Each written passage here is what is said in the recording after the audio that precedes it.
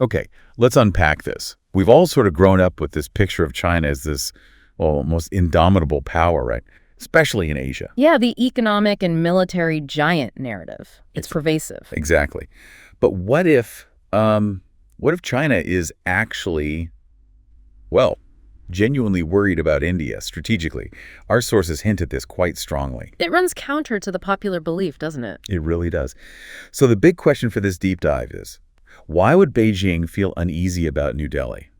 That's what we're digging into. Right. Our mission, as always, is to pull out the key insights from the source material you've given us, basically giving you a shortcut to understanding this really complex and honestly pretty surprising dynamic. And what's fascinating here is just how ingrained that traditional view of China has been for decades. It seems unshakable in Asia. Totally. But as the material shows, there's this often understated truth bubbling up. China feels real unease about India's growing muscle, its, assertiveness. So this deep dive is going to lay out the indicators, show us why India's rise is making Beijing uncomfortable. Precisely.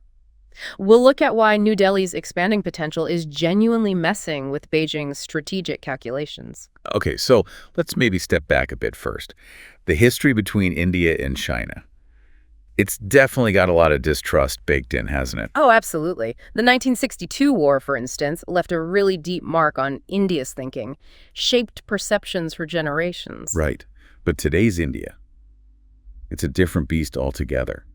We've seen these really powerful symbols lately, Doklam in 2017. And the Galwan Valley clash in 2020, very significant. Yeah, exactly. These weren't just, minor skirmishes. They felt like India saying, we're not backing down. A clear message. So what did those events really tell us about China's confidence? Why do our sources suggest they kind of shook Beijing's assumptions? Well, that's a crucial point. Look, China is still clearly the dominant power in many ways, but those incidents forced a real recalibration in Beijing. They exposed vulnerabilities. They showed that India wasn't the same country as in 1962. It definitely seemed to shake China's belief that it could just dictate terms unilaterally in the region. So it raised the potential cost for China. Exactly. It showed Beijing that, pushing India too hard would come at a much higher price than they might have thought before. It likely forced them to be a bit more cautious. Okay.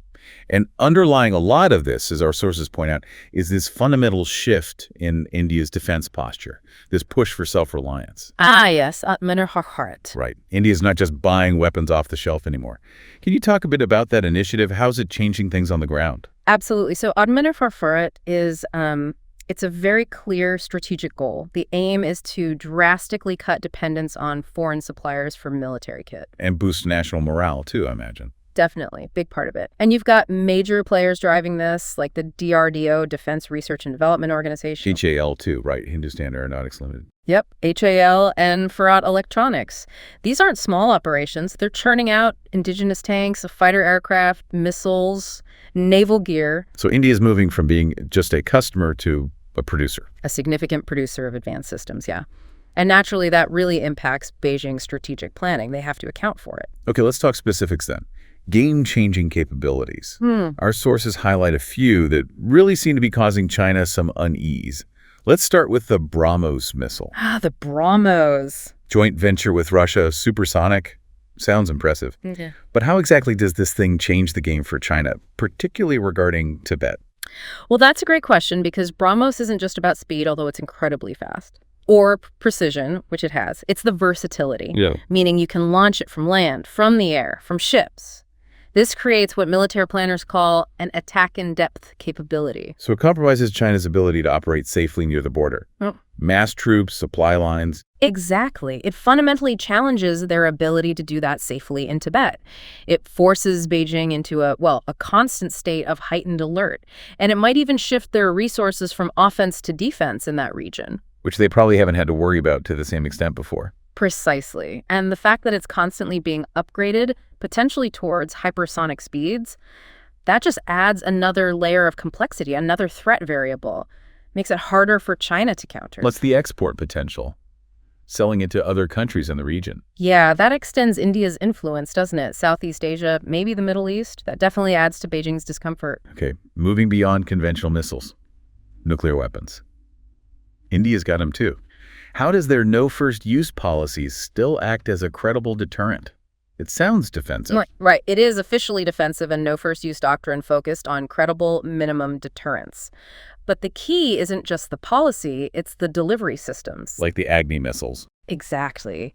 The Agni series, and particularly the Agni-V, that's an intercontinental range missile. It can hit targets deep, deep inside mainland China. So no safe havens for China. Pretty much. It means China can't assume any part of its territory is untouchable. And then you add the submarine-launched missiles, the K-series. That gives them a second strike capability. Yes, a crucial one. It basically guarantees that even if India were somehow hit first in a nuclear attack, it could still launch a devastating retaliatory strike from its submarines. Making a first strike by China totally irrational.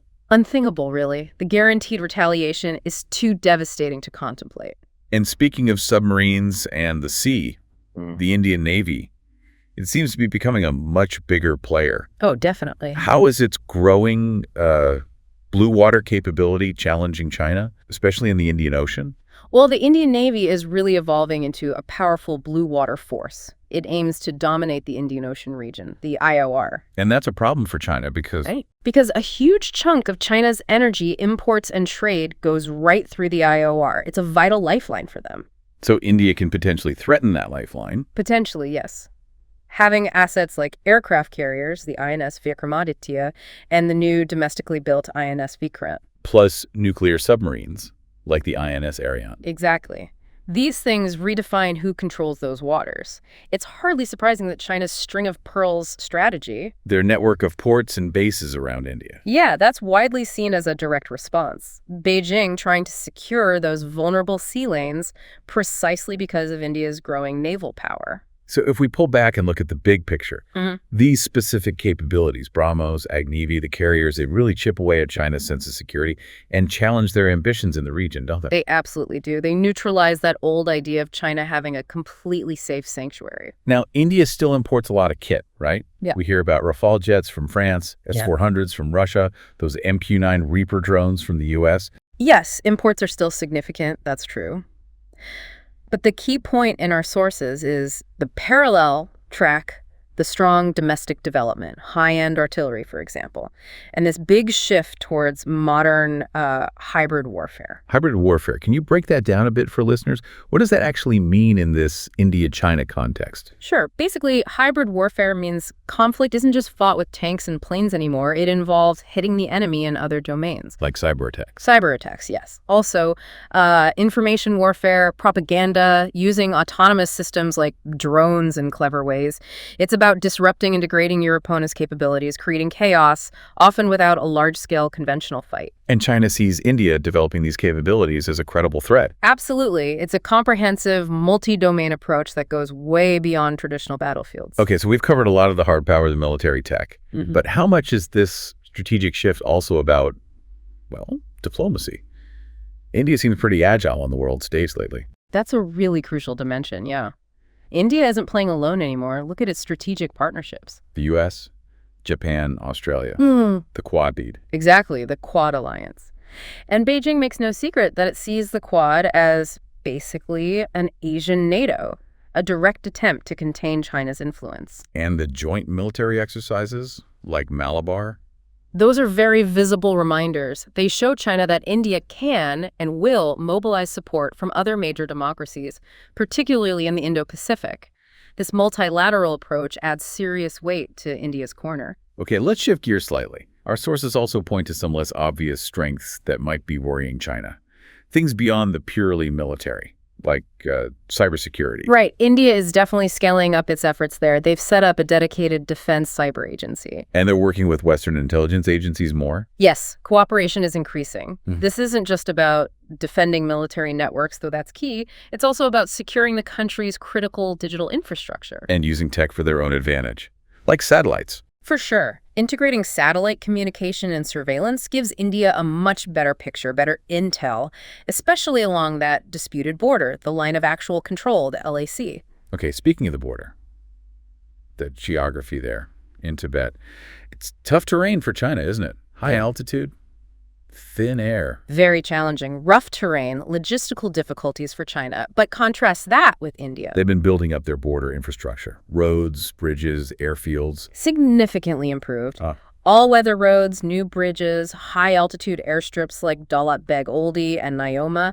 Plus, and this is important, their troops are acclimatized. They're used to operating up there. Which gives them an edge in high-altitude warfare. We saw that in Galwan, didn't we? India inflicted casualties. We did. The 2020 clash was a stark reminder that even in that incredibly harsh environment, India can push back effectively. It highlighted those logistical improvements and troop readiness. All right, another area India's growing influence beyond its immediate neighborhood, Southeast Asia, Africa.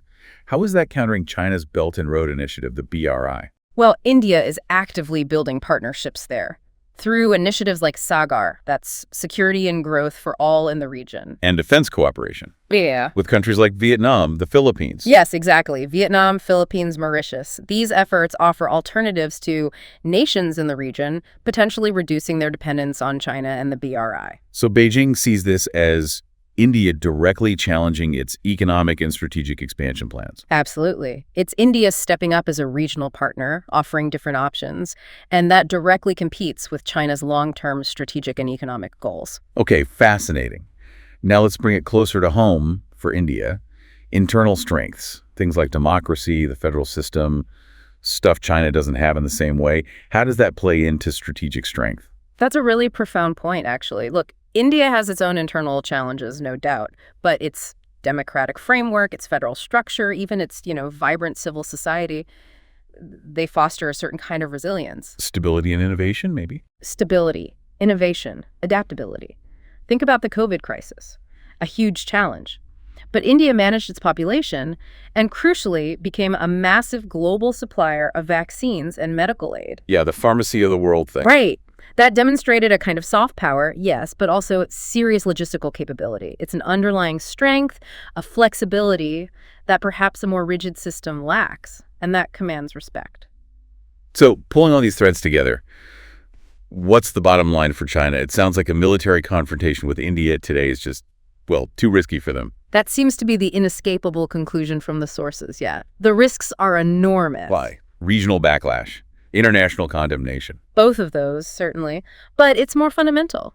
Unlike 1962, today's India is deeply plugged into the global economy. It has powerful allies. And a more confident population and leadership. Exactly. All these factors mean the cost of aggression for Beijing has just skyrocketed. It's gone up manifold. And that reality in itself acts as a really powerful deterrent. China knows any major military move would be incredibly unpredictable, with potentially huge downsides. Far greater risks and far less predictable outcomes than ever before, yes. So what does this all mean for you listening in? Well, the surprising reality seems to be that China, despite all its power, genuinely seems to have strategic concerns about India. Real apprehension. Yeah. India's growth on multiple fronts. Its history of pushing back, its homegrown defense industry, those game-changing weapons like BrahMos, its nuclear deterrent, its navy, its web of partnerships, even its internal resilience. It's all fundamentally changed the strategic picture. The landscape has shifted. It really has. It suggests the days of China just calling all the shots without consequence. Uh-huh. Well, those days seem to be over. Indeed. And perhaps that leaves us with a final thought for you to ponder. Given these shifts we've discussed, this evolving dynamic, how might this changing balance of power between China and India reshape global security alliances, maybe even economic pathways, in the decades ahead?